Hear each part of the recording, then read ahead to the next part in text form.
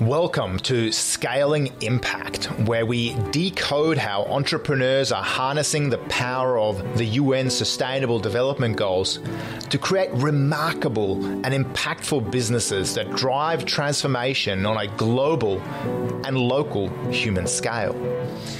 We explore how sustainability is elevating our human consciousness and catalyzing us to create within constraints. We decipher why now is the biggest entrepreneurial opportunity since the dawn of industrialization and what leaders and entrepreneurs can do to harness the winds of change. I'm Anders Sorman-Nilsson, global futurist, EO Sydney Impact Champion and father, and your co-host with Lisa Andrews for Scaling Impact. G'day. So I am sitting here today on the Entrepreneurs Organisation's Scaling Impact vodcast podcast with Sally Irwin from the Freedom Hub. Welcome to the show. Thank you. I'm glad to be here. Now, today's meta theme is, of course, the UN Sustainable Development Goals, and specifically goal number 8, which we'll be addressing, which is all about decent work and, of course, the ability for everyone to participate meaningfully in the economy. And while that sounds like a really amazing and audacious goal as well, one of the reasons we've invited you, Sally, onto the show is also to discuss the sort of dark underbelly of what is work and the very, very sad and tragic concept that even in the year 2022, we still have to talk about slavery. Talk a little bit about why this is not a notion that was fully abandoned in practicality with legislation against slavery and why there's still such a thing as modern slavery. Well, there's a lot of drivers for modern day slavery, sadly. Poverty, people trying to be displaced due to war or trying to find work in other countries. It boils right down to pure greed, to be honest. It's a $150 billion business, so it's not going to go away. And the people that are running that business are after profits. And you can resell a human over and over again and use them to save money and not pay people and make a lot of profit. Whereas weapons and drugs, it's a once-off sale. So, it's a really big subject as to why there's many, many different countries with different definitions of slavery, but Australia is the first one to define it because the word modern day slavery is an umbrella term for many types of slavery.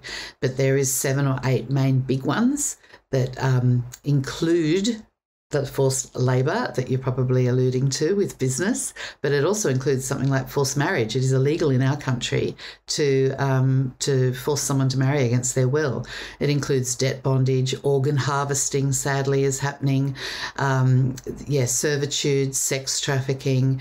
There's quite a lot of things involved in the definition of modern slavery. We're talking here about UN Sustainable Development Goal number 8, promoting sustained, inclusive and sustainable economic growth, full and productive employment and decent work for all, of course. And what you guys are doing in this space in a very meaningful way to help people get out of modern day slavery and into meaningful work.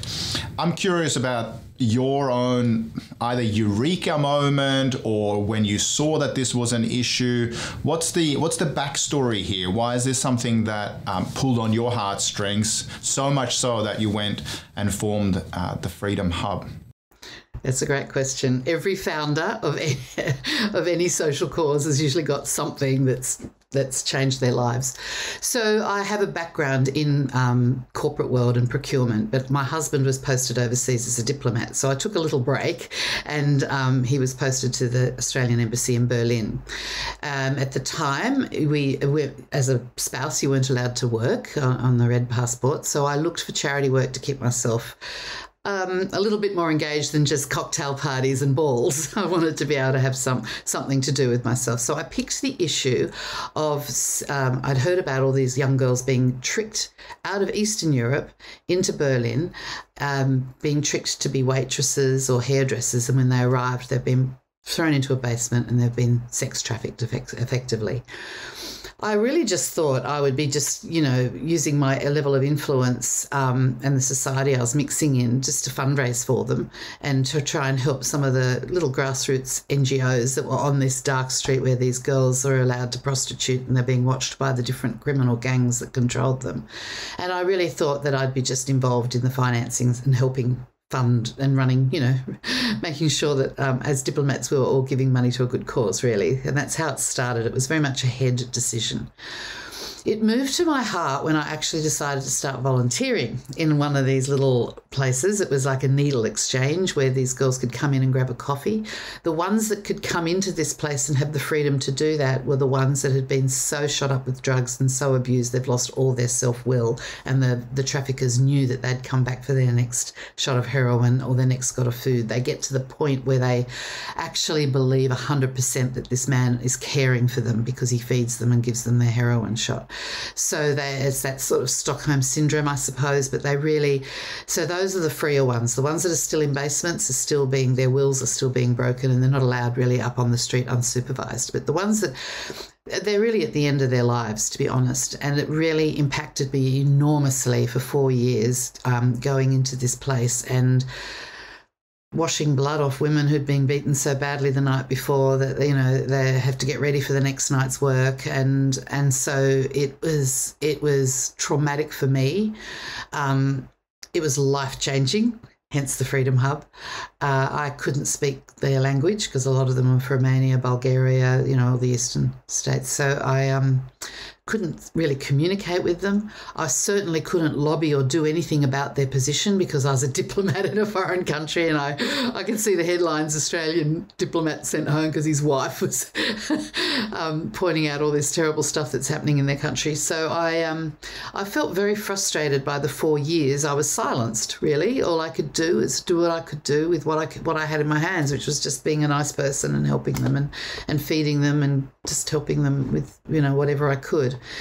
But I can now look back and see that frustration has fueled the work that I'm doing now. I came back to Australia and found out it was happening here. So one of the turning points for me there was back to your question, one of the really main turning points for me there was a lady who had her husband had sold her to fund his alcohol problem. And so she wasn't a young, naive lady. This is a woman in her 40s. And he had sold her into prostitution to a gang for that. And if she made a certain amount of money every year, she was allowed to come back and visit her children. And this was a turning point for me because, one, I'm a mother. But two, that's all she could see. She just had to make enough money so she could see her kids this year. And there was no trying to talk her out of looking for other work. I tried to find her work as cleaning all the diplomats' homes and houses, and the money was just never going to make it. And the trafficker who controlled the money would always just say no.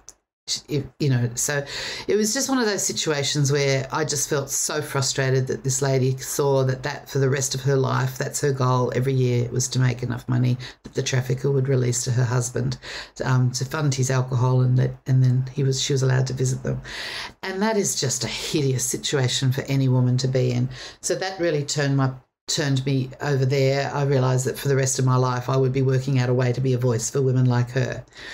When I came back to Australia, the turning point for me was someone said to me, well, don't waste all that experience you've had over there. You could probably help women here. And I'm like, what do you mean help people here? I grew up on the North Shore of Sydney. It just never occurred to me that slavery was happening here in our country. And that was just like, bang. It was like, if this is happening here, I can really make a difference because I can lobby, I can speak the language, I can create a movement of people. So that started the beginning of the Freedom Hub, and with that came me researching and trying to work out what somebody who's not a social worker or a lawyer could do in our country. And I'm a businesswoman, so I knew I could come up with some kind of business to fund it. But more importantly, I realised that there was no long-term care for victims of slavery in our country. And so the Freedom Hub Survivor School, we're still the only long-term care. We when they've been rescued by the federal police, they get referred on to the Red Cross for all their basic government stuff like Centrelink and Medicare and everything. That's a 60-day program. And then they get referred on to us a lot of the time if they want to, and we're about their long-term rehabilitation. And then we fund that through our business. So that's, the backstory. Wow. I mean, the human suffering, the tragic stories here of abuse and addiction and of course very unconscious capitalism that's at play, and the profitability numbers and the scale of it is, it's harrowing. I'm curious about, how, and of course, it's also heartening to hear that, in the footsteps and, in the, you're standing on diplomatic shoulders of giants like Raoul Wallenberg, a Swedish diplomat who helped, so many Jews out of Eastern Europe, for example, and using, his diplomatic connections. Maybe in the present moment, there's more regulations about what you can and can't do. But similarly to his ethos and humanism, you've taken something back here to Australia that's making a real impact through social enterprise. And I want to just tune into that for a moment.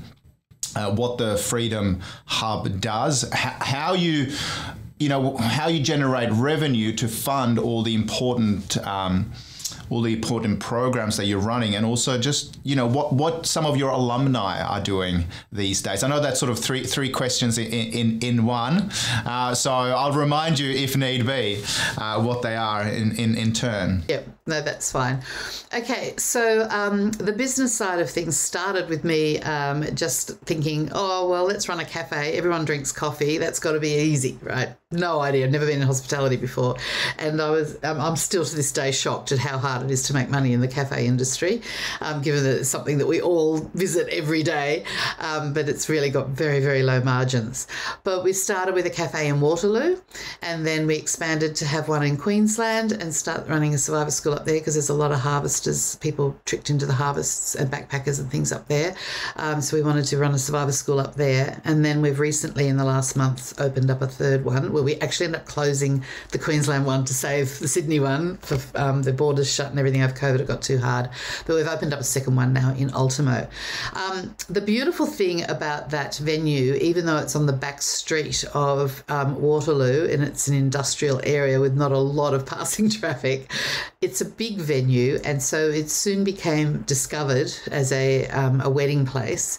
And from there, we've now developed it so that we have got many different. We have corporate launches, we've got book launches, we have all kinds of things, bar mitzvahs and bat mitzvahs, and it's constantly, and that's making money, obviously, because there's people and really surprised. I'm not surprised now, but at first I was quite surprised at the amount of people who deliberately pick it, not just because it's beautiful, it's really a really on trend space, but because they want to know that 100% of the profits from their event is helping victims of slavery. It's mind-blowing how many people want that. With the cafe side, of course, I immediately realised that I can't be using the money to help victims of slavery, the profits to help victims of slavery, and not then engage in making sure that my supply chain and everything I'm purchasing is not fueling slavery overseas. So I had to start really early days, 2008, 14, I had to start mapping supply chains on Excel sheets and convincing suppliers that this is an important issue. Obviously, since the Modern Slavery Act's come out now, which we can talk about in a minute, people are now realising that their supply chain is important and we can impact world figures through that. But we were really early days doing that sort of thing, and my procurement background with Myer Australia really did help me know what to do and how to do that. So it really grew, and then the retailer in me from 20 or 30 years of retailing prior to this just thought, I can't start a business that or start a charity where people go, gosh, slavery is happening. What can I do about it? And I'm sitting in Alice Springs, you know what I mean? So I wanted to have online retail. So I was also an early adapter of that. So there's a whole lot of homewares and shopping that people can do online and anywhere for Mother's Day, for example. I mean, Christmas, anywhere, corporate giving, people can actually know that even purchasing products, our retail products, is making an impact on helping victims of slavery in our country as well. And so that's all been going really, really well. Our coffee rehabilitates child soldiers. So we call that the Freedom Fighter coffee. And that's now wholesalers. People are starting to wholesale. And then as the laws are starting to come about in Australia with businesses having to take social procurement, where social trade is credited, and we won New South Wales Business Chamber's Social Enterprise of the Year in 2018 or 19, can't remember. I think it was 18 actually. But so as the word's getting out, people are wanting to leverage their spending. So we're now wholesaling our coffee and a lot of our corporate gifting and all that sort of stuff. So that's in turn, plus all the products that we have that we sell, besides us doing our own supply chain, we will be picking obvious things like, toilet paper that helps build toilets in Africa, and the thank you soaps that help with water, and so on. So we've also tried to make sure as much as we can, like Bread and Butter Project bread, because it helps refugees get jobs, and so we've tried to also pick social enterprises to support in our range. Then the Modern Slavery Act came out, and I was part of lobbying that and been very active with that. And I've realised with my business procurement background and our experience that I could actually help businesses become ethical. So I started training mainly small businesses. In the last 2 years, I've trained over 400 small businesses in how to actually do it, to map their supply chains and how to start looking. So basically, we've pivoted quite strongly, or I personally have. We've still got our retail and all that I've just told you about, but now I'm also leveraging the consulting opportunity that's out there, whereby we can help businesses audit their supply chains, work out their risk of slavery in their supply chains, and also measure their effectiveness year on, year out. So that's been fantastic, and that's becoming also a large part of our income. And we've developed an online risk and measurement analysis platform so people can actually do it without spreadsheets, which is even better. And so that's growing. And we're doing a lot of training, both online and face-to-face training, and equipping people in the issue of modern day slavery. So so the income's coming back. It was pretty tight 2 years ago when I was watching all the weddings and events cancelling and everything like that. So they're all coming back, which is great. And also the consultancy's taking off. So that's really, Well, I mean, I'm just thinking about this because for one of my other podcasts, The Second Renaissance, we interviewed one of the top brass here in Australia for the B Corp movement. And of course, it reminds me that in many ways, an ethical sourcing approach or an ethical ecosystem of suppliers, in many ways, the supply chain is now becoming the story from an ESG perspective that's going to win the hearts and minds of tomorrow's conscious consumer. Now we're sitting here talking just before Easter, and I know one of your passion topics around this time, of course, is chocolate, and whether chocolate and the chocolate we buy is ethical. 2014, you mentioned that you took a strong approach to this sort of ethical sourcing. I mean, I know even leaders in the world, like or innovators who really sort of beat the drum of their ESG credentials, like Tesla. I mean, it's quite recent that they have moved towards ethical sourcing of, say, cobalt.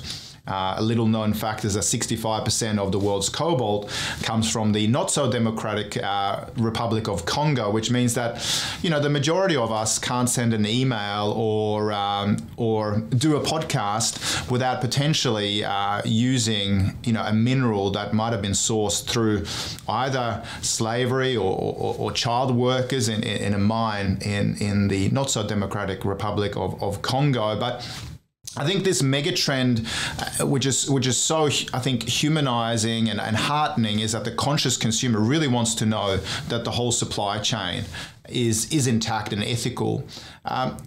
I know the third question that I asked you before, which was about your alumni and the programs you're running, but maybe just a quick comment on how you're seeing supply chain play out with the consumer, either corporate or individuals, and then maybe secondly, just a comment on supply chain.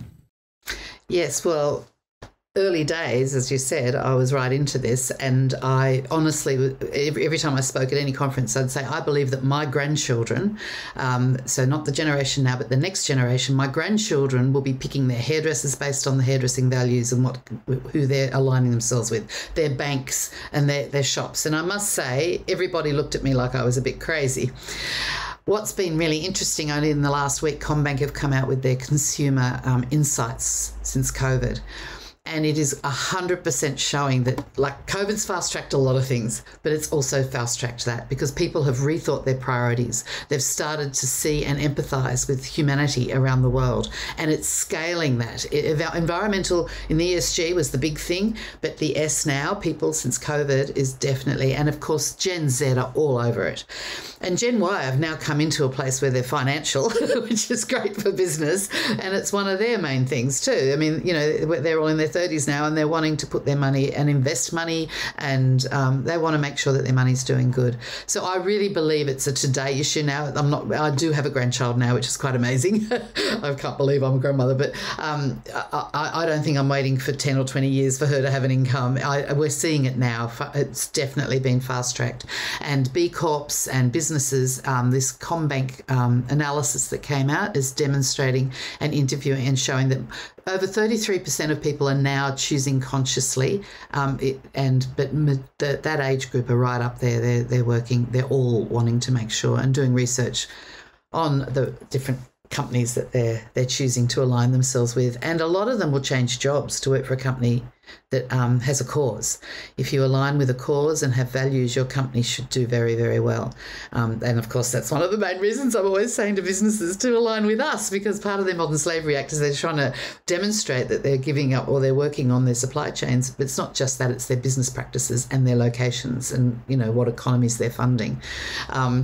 But that's one part of it. But if they actually think about their employees, they can actually also have an impact. So there's some businesses that just want to reduce risk, and then there's some that want to have impact, you know, and you can clearly see that in the way they're responding to the issue of the social and of humanity and their governance. Yeah. Yeah, incredible.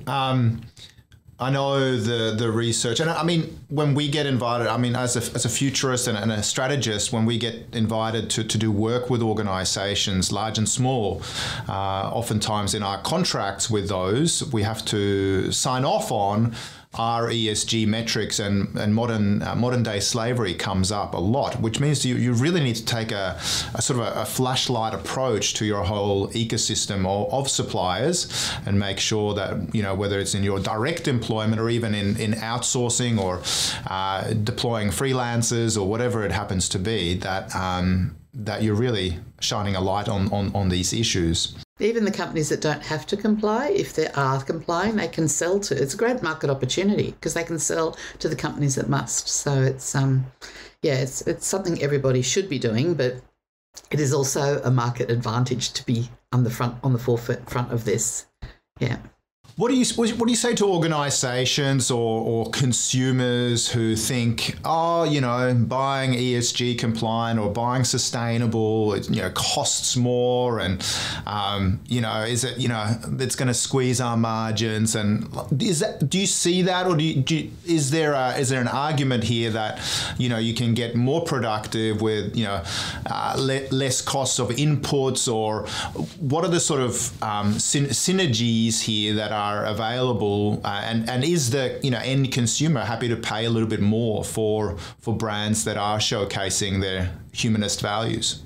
Yeah, the statistics, 57% of people will pay more So that's really a good statistic for everyone to know. I think that people need to remember that the human toll, it's not just it has an economic toll on all economy. There's the human toll, which is obvious, people are suffering. But the economic toll on economies when labour is not being paid correctly. And then there's the illegal side of the profits that's being ripped off out of our economy and being put into drugs, weapons, and bribing governments and all that stuff. That's what's also happening. So there's a lot of economic reasons for everybody to sort of go, actually, it's worth paying a bit more. And it's also, to me, a guideline. If someone says, oh my gosh, how can they make that T-shirt for $4? Well, there's why do research? You can't, things can't be made. So if they're really cheap, and are you actually feeding and forcing this crime to continue just by the fact that you've got something for really cheap? So I think people really do need to think. And the more we get this message out there, the more people will. I mean, people don't even realise. First of all, some people don't even know it's happening in our country.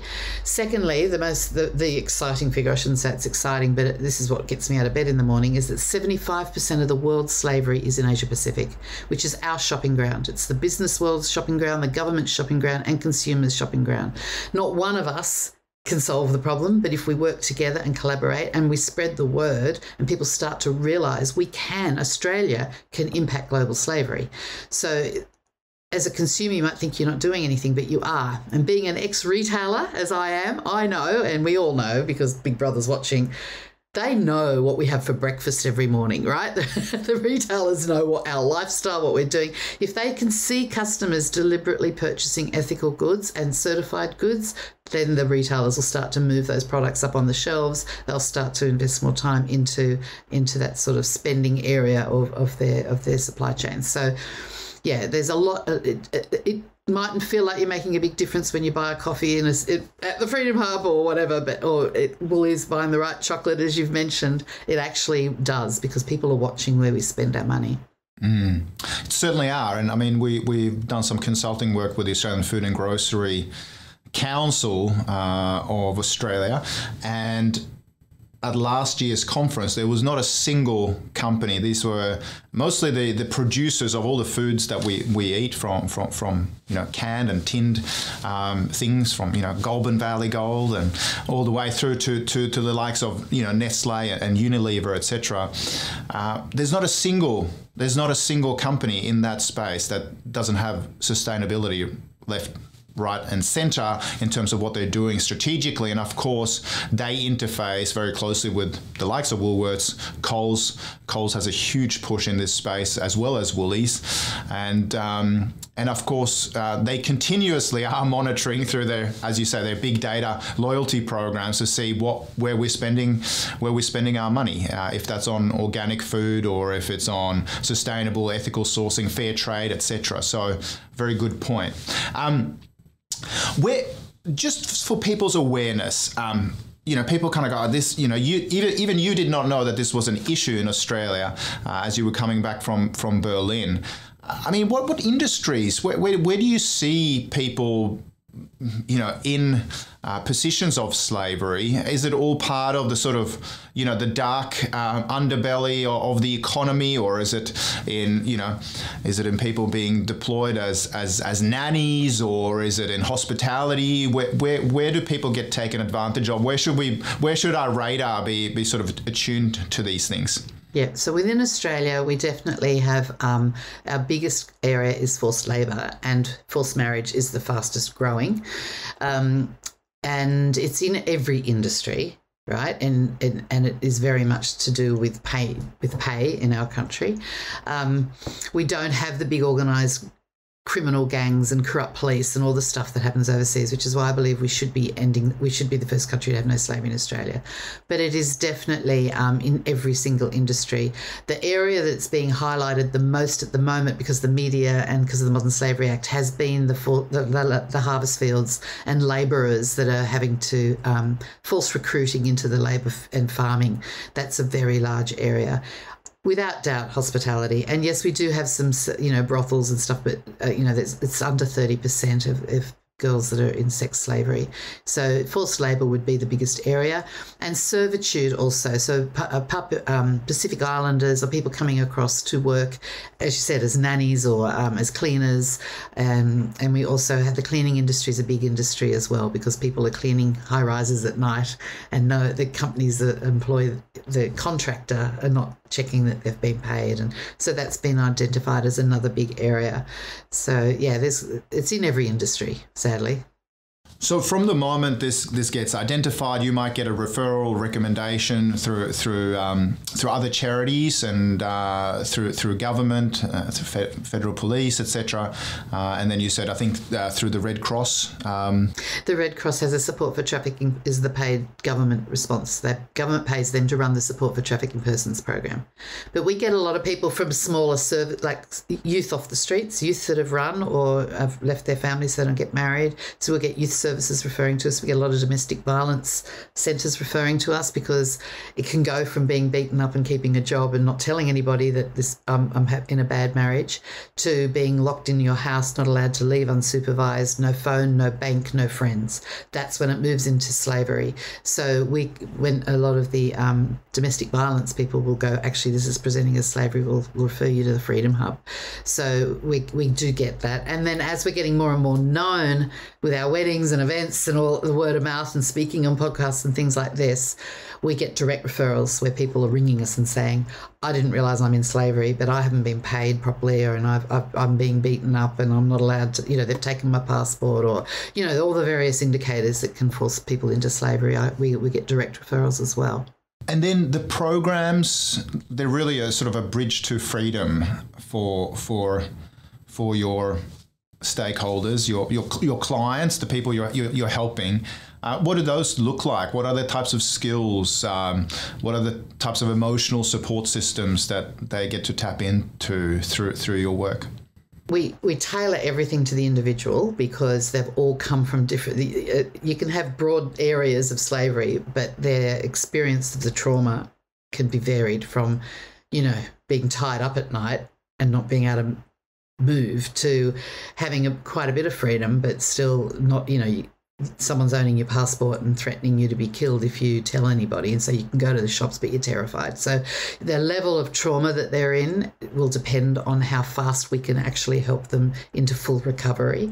And so all our program is really setting a success, a vision for where they want to be, and then us helping them through. We've definitely got about 15 set curriculums that help, and that could be anything from Australian culture and learning about our slang and as living in Australia, communities where the Centrelink offices are and where the libraries are, and as simple as that, right through to computers, to office skills, to, we've got a load of set curriculum, but we adapt every single class and curriculum to the need of that particular survivor. So a class might only be 2 or 3 survivors because they're in a similar state of mental health, but also their language, whether they've got good English or poor English or whatever. So it's very tricky trying to manage that, but we've got a lot of really great education coaches that help them.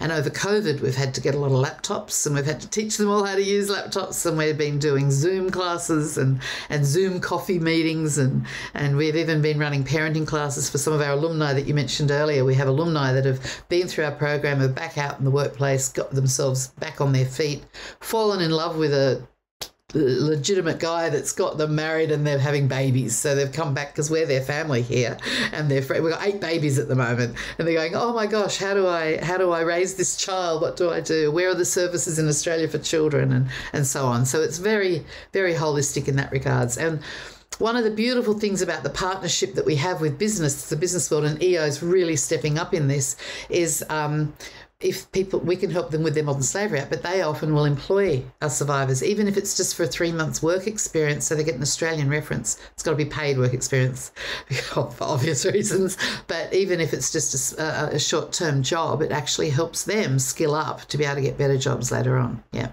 So talk us through, I'm imagining probably anonymously, but just, in broad terms, maybe some of the success stories of where people are being, placed into paid work, and what's the feeling? I mean, not just that they can stand on their own 2 feet and support a family, but what are some heartening stories of where people are starting to both survive but also perhaps thrive in their new employment? Yeah, so one comes to mind. She had absolutely no English, and her perpetrator was a taxi driver. So she couldn't even leave her refuge without, if you see it, she'd have a major trigger and meltdown. So when I first met her, we'd have to put on hats and scarves and umbrellas and walk along a wall of a building and with a couple of volunteers this side and get her to a park, right? So that's how fearful she was. It was a very, and her English was terrible. Now she's working full time. She's trusted with keys to the office to go in and out, because she's the most dedicated worker. So she's usually first there, and so the boss is finally, which is a big deal. So she's been doing that successfully for a number of years, and she's now having a baby. She's pregnant. In fact, no, actually, she's just had the baby in the last couple of weeks. So there's an example of somebody who was so traumatized. I thought this is going to take years and years and years and years of work. But she just threw herself into everything, even swimming classes. I'll never forget the first time. She's from the Middle East and never even put her feet in water, which is a bit strange for Australians as far as we can't, imagine that. But she'd never really been into a swimming pool or to a beach. And the first time our swimming instructor just sort of held her and floated, she just said, "This is the freest I've ever felt in my life," So, we do a lot of swimming because it's also great. And we've got, a lot of equine therapy, art therapy, trauma-informed yoga, all these things that really just help them build their confidence. And seeing the babies for me is, you can't evidence-base that with all the government research that's required by universities. I mean, this is a product. It's brave enough for any woman to sort of step into the world of motherhood. It's a big decision, but to have the confidence to do that when you've come out, when they run, when they're out of their situation, they've got nothing. Just the clothes they're wearing, they've got nothing. So to get to that point in life's huge. So for me, it's very rewarding to see. So how can businesses, I mean, you mentioned the Entrepreneurs Organisation. It sounds like maybe some of them partner with you or have had opportunities to place women who are on this, journey of recovery and survival and transformation. How can businesses partner with you? What would you like to see more of? Is it opportunities for paid work, or how do we get behind this really, really worthwhile cause?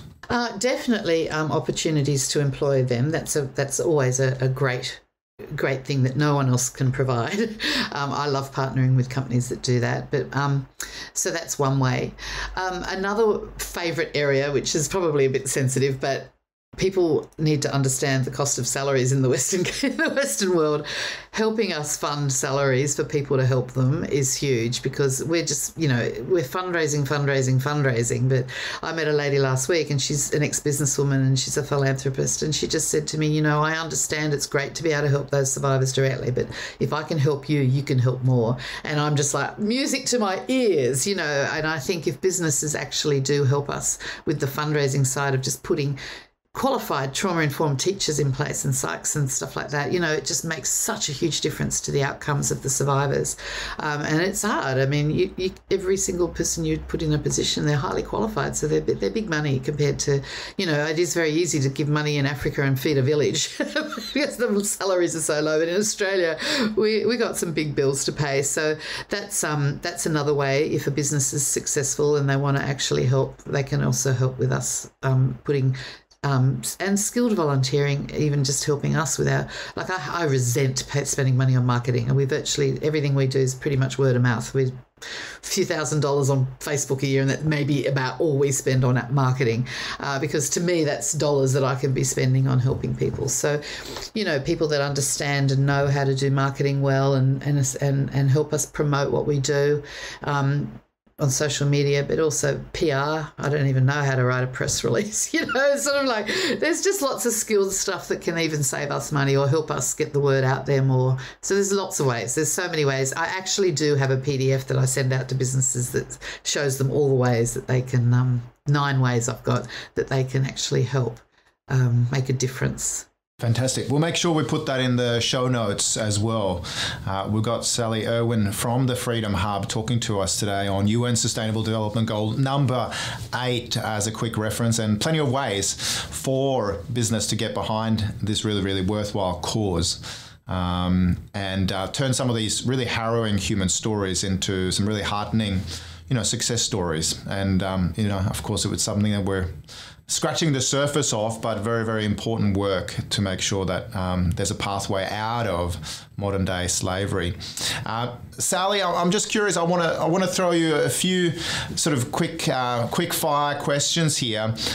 We've learned a little bit about your eureka moment in Berlin, but I'm curious. Entrepreneurs always talk about, lean startups and failing fast and all the rest. Is there a particular failure in your life that you sort of turned into a success? Do you have a favorite failure of yours that's led to some major insights or in your own journey? Oh my gosh, so many. I think anyone that starts up their own business, just deciding to go down the cafe, choosing a cafe was like, whoa. It's been a major learning curve, but I do think, I think the biggest underestimation of my own abilities is when you're in corporate world. If you've got an HR problem, you go to the HR department. If you have an IT problem, you go to the IT department.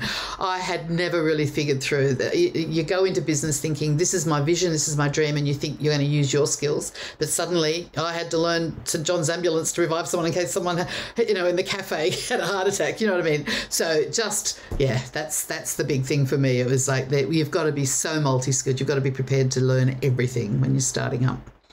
We spoke a little bit about marketing and creating signal in the noise. If you had a gigantic billboard and you knew that you were going to get lots of eyeballs, lots of attention, what's a meme or a message that you want to put on that billboard? I'd probably go with our logos, which is the origami or the Japanese butterfly, and the slogan is "Small change, big effect," because everybody can do something small and it can have a big effect, and we can't often see that effect. But even just having an ethical coffee can have a big effect. A small donation can have a big effect. So small change, big effect. I don't know that people would get it straight away, but that's why I chose that slogan and the origami butterfly from the butterfly effect from the chaos theory. So, and of course also the beautiful symbolism of the various stages of someone going through from a chrysalis and then, blossoming into a butterfly. And I guess you guys are a really critical component of that journey from cocoon to, in both a literal and metaphoric sense, to actually blossoming in society. Sally, it's been fantastic having you on Scaling Impact. Thank you for all the amazing work that you do.